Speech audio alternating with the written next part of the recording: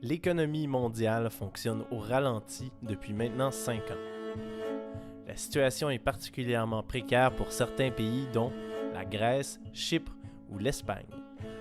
Le Québec et le Canada foncent-ils à leur tour vers un désastre financier? Pour savoir si cette question est alarmiste, le journal Ensemble a rencontré 3 économistes dont les discours divergent habituellement. La crise qu'on a connue en Europe, c'est vraiment une crise qui provient d'un endettement public trop élevé.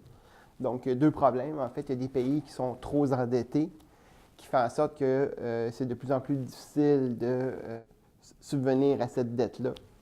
Et l'autre problème, c'est qu'il y a des pays qui ont un déficit tellement important que ça en est maintenant pas impossible, mais très difficile aussi de boucler un budget et de financer le déficit année après année, tellement que ce déficit annuel-là est devenu très important. La crise de 2007-2008, on a utilisé la marge de manœuvre du public pour sauver le système privé, sauver les banques. C'est ce qu'on a fait tant en Amérique du Nord qu'en Europe. On oublie souvent de ces causes-là. On essaie de présenter la population comme irresponsable ou les États comme ayant dépensé trop. Or, on oublie souvent de pointer du doigt l'origine de cette crise qui était la témérité de certaines personnes dans le monde de la finance.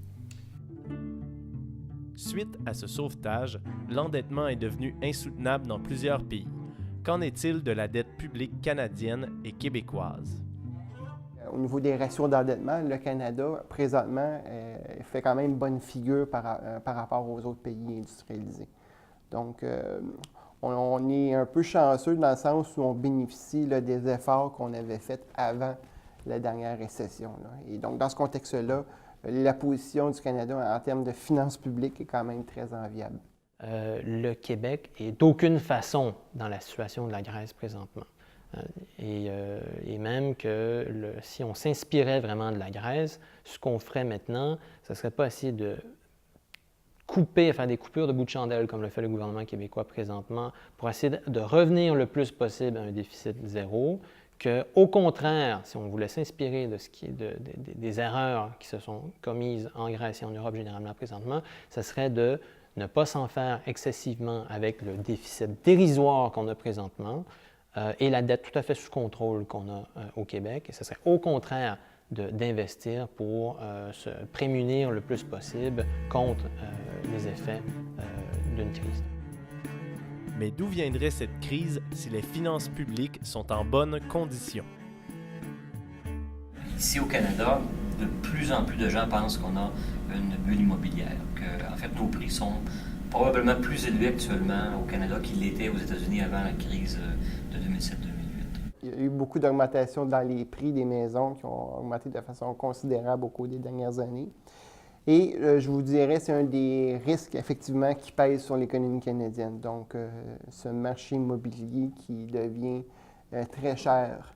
Et comme vous l'avez mentionné, effectivement, on ne peut pas s'empêcher de faire des liens avec ce qui s'est passé aux États-Unis, où là, il y a eu vraiment une bulle immobilière qui a éclaté et qui a entraîné par la suite des baisses de prix importantes avec toutes les conséquences que ça peut avoir eu sur les ménages américains. Et pourquoi une surévaluation du prix des maisons? Il y a beaucoup de facteurs, mais un facteur qui compte avant tout, c'est la politique monétaire très libérale, si on veut, qu'on connaît depuis 2001 à peu près, depuis la récession de 2001. Où les gouvernements, les banques centrales ont fait baisser les taux d'intérêt à des niveaux très bas. Et puis, on est en train d'encourager la demande pour des maisons. Les gens sont capables de payer beaucoup plus cher parce que les taux d'intérêt sont très faibles. Et puis, cette politique monétaire qui favorise une bulle immobilière, elle continue. Les taux d'intérêt sont encore près de zéro.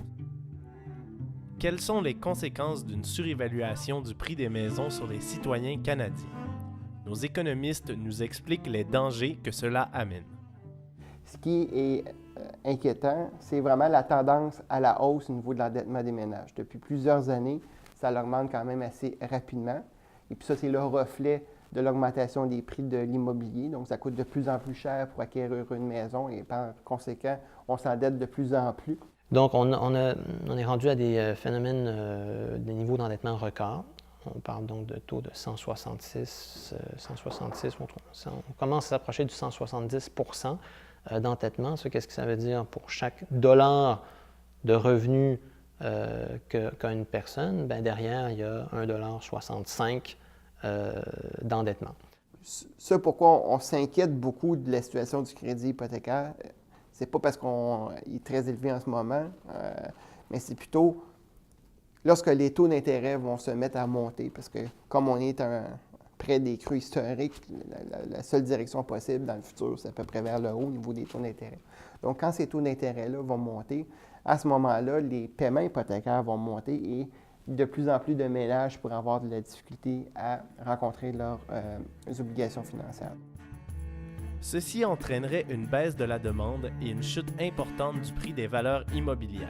C'est un enchaînement semblable à ce qui est survenu aux États-Unis en 2007 et 2008. C'est ce que l'on a appelé la crise des subprimes. Quand les prix des maisons ont fait ça, les gens se sont massivement mis à épargner plus pour redresser leur bilan et la consommation a chuté. Puis on est tombé en récession aux États-Unis avec des taux d'intérêt de 10-11 %, et puis plus de croissance économique. Et puis ça tarde à revenir, un crash immobilier, ça c'est long, parce que tant que les prix des maisons n'ont pas augmenté à nouveau, les gens ils ne sont pas satisfaits d'avoir épargné un peu plus pendant un an ou deux. Là, et leur bilan s'est vraiment beaucoup détérioré. Hein. Si on a perdu 150 000 $ de richesse, là, ça prend un petit bout de temps avant qu'on récupère ça. La crise des subprimes, donc, qui se passait dans un secteur, somme toute, assez restreint de l'économie financière, s'est transférée à toutes les banques qui se sont ramassées dans le pétrin parce qu'elles avaient pris énormément de risques. Et la crise bancaire elle-même, donc, s'est transportée ensuite à l'économie au complet, donc à l'économie réelle. Donc, on a eu vraiment une crise qui est partie du monde de la finance, qui s'est transmise éventuellement à l'économie réelle et qui nous a amenés dans la récession et la crise en 2007-2008. Afin d'éviter une répétition de la crise américaine au Canada, certaines mesures ont déjà été prises dans le domaine immobilier. Donc, le gouvernement fédéral canadien a mis 4 séries de mesures au cours des dernières années pour venir restreindre graduellement le crédit hypothécaire. Donc, entre autres, on a joué sur l'amortissement, qui était à 35 ans, qui est passé à 30 ans, puis après ça, 25 ans. Il y a plusieurs autres mesures aussi qui ont été introduites en même temps, dans le but de rendre l'accessibilité au crédit hypothécaire un peu plus difficile. Donc, la dernière série de mesures est entrée en vigueur à l'été dernier et elle semble avoir fonctionné. Une crise économique pourrait émerger du marché immobilier, s'accorde l'Institut économique de Montréal, l'Institut de recherche et d'information socio-économique et le mouvement Desjardins. Mais tous n'estiment pas que les mesures adoptées suffiront à éviter le pire.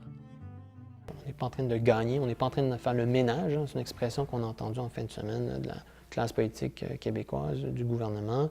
On a fait le ménage dans les finances publiques, dans l'État québécois. Pas en train de faire le ménage, on est en train de faire des gâchis et on est en train de se rendre plus vulnérable à l'approche d'une conjoncture plus grave. Donc, on est déjà, certains ont parlé d'une récession en W, c'est-à-dire une récession, une reprise, et finalement on retombe en récession. Dans certains cas en Europe, c'est déjà le cas. L'austérité est directement responsable. Est-ce que ça peut être le cas ici? Bien sûr que ça pourrait être le cas aussi. Moi, je suis inquiet au niveau du prix des maisons au Canada. Et c'est quelque chose qui nous pend au-dessus de la tête. On n'a pas eu la correction qu'il y a eu aux États-Unis et en Europe.